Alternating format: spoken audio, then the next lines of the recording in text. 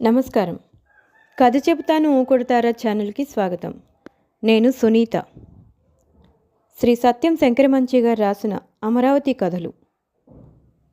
ముద్దేలనయ్యా మనసు నీదయ్యుండా. మొగులూరు నుంచి కనకాంగి తల్లితో శివరాత్రికి అమరావతి వచ్చింది. పినతల్లికి సుస్థి చేయడంతో రథోత్సవం వెళ్ళిపోయినా అమరావతిలోనూ ఉండిపోయారు. పండుగ సందడిలో ఊరు జనం కనకాంగిని అంతగా పట్టించుకోలేదు. కానీ ఓ రోజు కృష్ణలో స్నానం చేసి బిందెత్తుకుని ఇంటికి వస్తుంటే ఊరంతా తిరణాలైపోయింది.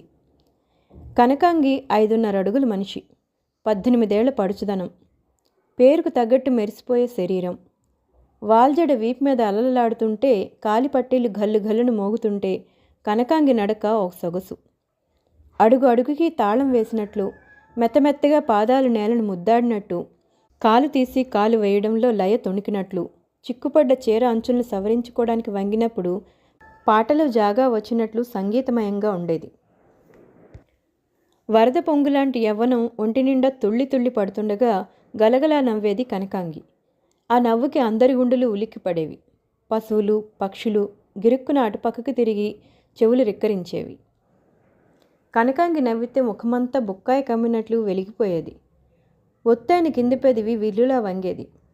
ముత్యాల పళ్ళు మురిసిపోయేవి. కళ్ళ కాటుకు సంబరాన్ని కరిగిపోయేది. చెక్కిళ్ళు పొంగి జేగురులయ్యేవి. బుగ్గలు విచ్చుకున్న కల్వపూరేకులయ్యేవి. అమ్మలక్కలతో ఆ మాట ఈ మాట చెప్పుకుంటూ ఎత్తైన వక్షాల్ని కప్పటానికి చాలని పవిటి కొంగుని మళ్ళీ మళ్ళీ ముందుకు లాక్కుంటూ బిందుని ఆ నడుం మించి ఈ నడుం మీదకి మార్చుకుంటూ కృష్ణకెడుతున్న కనకాంగిని చూడ్డానికి ఇళ్లలోంచి జనం వీధిలోకి వచ్చారు. ఆకాశం నుంచి నక్షత్రం తెగిపడ్డట్టు అనిపించింది. అప్పుడే ఏమైంది? కృష్ణలో స్నానం చేసి తడిచీరతో బిందెత్తుకు వస్తుంటే అందరి కళ్ళు కనకాంగి మీదే. ఒంటికంటుకున్న తడిచీర నడక సాగనివ్వడం లేదు. అందరూ గుచ్చిగుచ్చి చూస్తుంటే బిందెలోని నీళ్ళలా గుండె అల్లల్లాడుతోంది. నుదుటి చెమట పడుతోంది. ఒక్క ఉదుటిన ఇంట్లోకి వచ్చి పడి బిందె పక్కన పారేసి హమ్మయ్యా అని కూలబడిపోయింది. ఆ సాయంత్రం గుళ్ళోకి వెళ్తుంటే ముందు జనం, వెనక జనం. కనకాంగి నందిని ముట్టిన చోటే తాను నందిని తాకేవారు. కనకాంగి వినేట్టు పెద్దగా మాట్లాడేవారు. కనకాంగి తమ వైపు చూస్తే చాలు సార్థకత అనుకునేవారు. వాళ్ళను చూసి కనకాంగి సిగ్గుపడలేదు. తను ఎంత అందమైందో ఇన్నాళ్లకు తెలిసొచ్చింది కనకాంగికి. వాళ్ళని క్రీగంట చూస్తూ ఆడవాళ్లతో కావాలని కబుర్లు చెప్పింది. కిలకలా నవ్వింది, పక్కపక్క నవ్వింది, తెరలు తెరలుగా నవ్వింది, జమ్మె ఆకులు జల్లుమని రాలేటట్లు నవ్వింది. తాను మహారాణిలా అనిపించింది. ఆ టీవీతో, ఆ హుందాతో విసవిస నడిచింది. తల విదిలించింది. ఆ విసురులో జడ పక్కనున్న రాయుడికి తగిలింది. రాయుడికి ఒళ్ళు పులకరించింది. చకితుడైనాడు.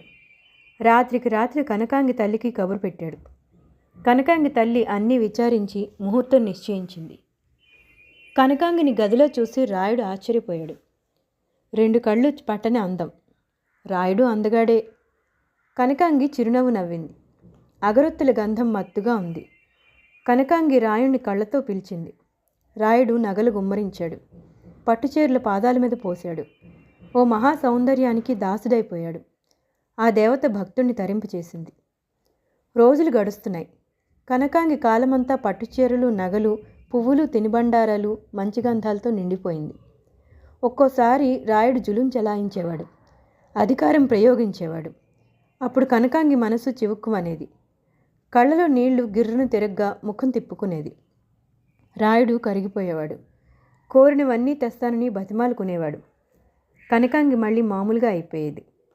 6 నెలలు గడిచిపోయాయి. కనకాంగికి ఏ లోటు లేదు. అంతేకాదు, ఎవరికీ పట్టనంత ఐశ్వర్యం. కనకాంగి రాయుడు తాలూకు మనిషిని ఊరంతకీ తెలిసినా కనకాంగిని ఒక్కసారి చూద్దామన్న కోరికతో ఇంకా జనం ఆ వీధి వెంట తిరుగుతూనే ఉన్నారు. కిటికీ వైపు కళ్ళు పెట్టుకు చూస్తూనే ఉన్నారు. కనకాంగిని గడప దాటి బయటికి రానిచ్చేవాడు కాదు రాయుడు. కొంతకాలానికి కనకాంగికి పట్టుచీరలన్నా, నగలన్నా, మల్లెపూలన్నా ఇష్టం తప్పిపోయింది. ఓ రోజు ఉదయం వాళ్ళమ్మ చాకలికి బట్టలు వేవే అంటే దొడ్డి వసారాలో కూర్చుని చాకలి సంగడికి బట్టలు వేస్తోంది. సంగడు బట్టలు సమంగా మడుచుకోవడం లేదు. కనకాంగి వైపే చూస్తున్నాడు.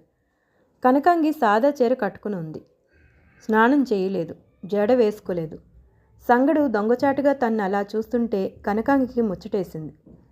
సంగడితో కావాలని ఎక్కువసేపు మాట్లాడి పంపేసింది. సాయంత్రం ఉతికిన బట్టలు మళ్ళీ తీసుకొస్తే సంగడికి ఎదురుగా కూర్చుని లెక్క వేసుకుంది. చొక్కా లేని సంగడి నల్లటి శరీరాన్ని తదేకంగా చూసింది. బట్టలు సరిచూశాక సంగడి ఏవో కబుర్లు చెప్తే శ్రద్ధగా వింది. ఇంతలో తల్లి పిలిస్తే ఇంట్లోకి వెళ్ళిపోయింది.